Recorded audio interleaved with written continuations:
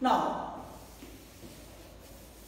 we have discussed about the different stages of somatic embryogenesis and कैसे somatic embryo बनता है, वो अपन ने सारा कुछ देख लिया। लेकिन आपको कोई पूछे कि यार ये somatic embryo है, इसके क्या कैरेक्टर्स है, अपन कैसे मान लेंगे this is somatic embryo? Then number one, the character of somatic embryo, somatic embryo characters क्या है इसके? Number one, it is bipolar structure. यह एक बाइपोलर स्ट्रक्चर है, मीन्स इसमें दो पोल होते हैं, एक प्लूमुल और दूसरा रेडिकल, तभी तो इसमें रूट और शूट एक साथ डेवलप होते हैं। अगर ये केवल एक शूट बड ही होती, अगर ये केवल एक शूट बड ही होती तो it is not a bipolar structure, that is a unipolar structure। या तो जड़ आएगी या शूट बनेगा। यदि ये शूट बड है तो शूट ही निकलेगा, जड़ नहीं निकलेगी। टिश्यू कल्चर में आपको नया वापस मीडियम में, रूटिंग मीडियम में डाल के इसकी रूटिंग करवानी पड़ेगी, then you will get plant. But here if it is somatic embryo, then its character is it is a bipolar structure, means इस somatic embryo में दो पोल है, one pole is plumule, another pole is radical, और इस दोनों जब जो ही आप इसको वापस इनोकुलेट करोगे, simultaneously root and shoot both will be developed, just like in seeds. जैसे बीज में होता है वैसे ये जर्मिनेट होगा। Second character of somatic embryogenesis, second character of somatic embryo is it has its own vascular structure, it has और it possesses its own vascular system। Means जब ये डेवलपमेंट इसका होता है starting from the globular stage, इसका खुद का vascular system develop होता है।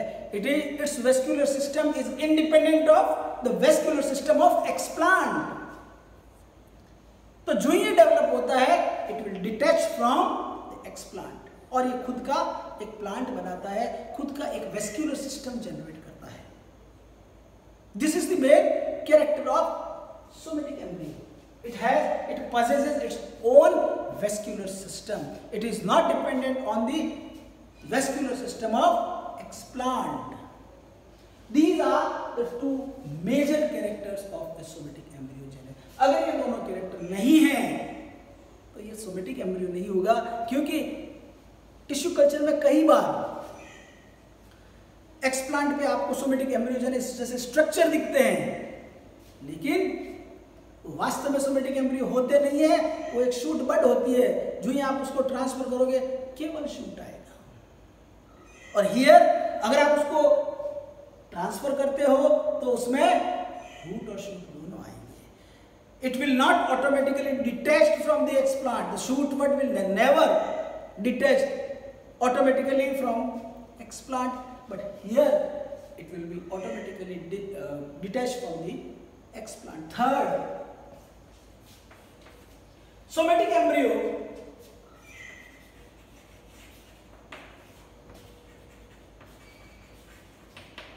is enveloped with a membrane। एक मेम्ब्रेन से एनवेलप होगा। ग्लोब्यूलर स्टेज आते ही उसके ऊपर एक मेम्ब्रेन आ जाती है, और वो पूरा की पूरा डेवलपमेंट सोमेटिक एम्ब्रियो का एक मेम्ब्रेनस में, एक मेम्ब्रेन में होता है। It is enveloped, it is covered by a membrane, then it is called somatic. Otherwise shoot bud आएगी तो उसके अंदर आपको कहीं मेम्ब्रेन नहीं, पत्तियां दिखेगी ऊपर, कोटिलेडन कभी नहीं दिखेंगे, केवल लीव्स दिखेगी, शूट टिप दिखेगी, पर एक मेम्ब्रेन में एनसर्कल्ड नहीं होगा, एनवेलप्ड नहीं होगा। These are the basic character of somatic embryo when you develop in plant tissue culture। Now, application of somatic embryo. What are the application of somatic embryo? Application और uses कह दीजिए, और applications कह दीजिए। application of somatic embryo, very important. Number one, because it is a bipolar structure. So in tissue culture, after development of somatic embryo, it will directly produce a plant with shoot and root. Whereas आपको पहले shoot develop करना पड़ता है, फिर उसको routing medium में डालना पड़ता है. तो it is a 2-step method. Somatic embryo and then सीधा plant. Whereas in other case, explant, second shoot, third root, then plantlet. Here सीधा ही बन जाएगा. रूटिंग करवाने की जरूरत नहीं है, टाइम कम लगेगा, एनर्जी कम लगेगी, उससे पूरा प्लांट बन जाता है. सेकंड, जो सोमेटिक एम्ब्रियो का सबसे इंपॉर्टेंट है, you can produce artificial seed. दूसरा उपयोग, the second application of somatic embryo is you can prepare artificial seed. क्योंकि ये सोमेटिक एम्ब्रियो जो लास्ट में है, इस स्टेज में आता है, it is about to germinate, it is about to germinate, और इस स्टेज में नीचे गिर जाता है, पूरा एक एनवेलप होता है, but it is not a seed, it is naked embryo.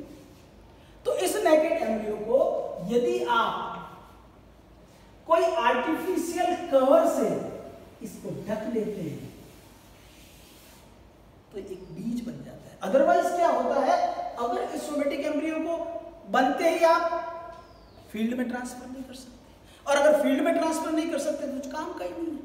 In vitro तो जो ही ये बने, जो ही हटे एक्सप्लांट से, और इसको यदि आप एक कोई आर्टिफिशियल मेम्ब्रेन से कवर कर देते हैं तो यह प्रोटेक्टेड हो जाता है. जैसे सीड कोट होता है वैसे इसको कोट दे दें, and you can just put this embryo in polythene bag and you can transport it to somewhere else and you can grow there like seed. तो यहां पर ये जो this process is called encapsulation of somatic embryo.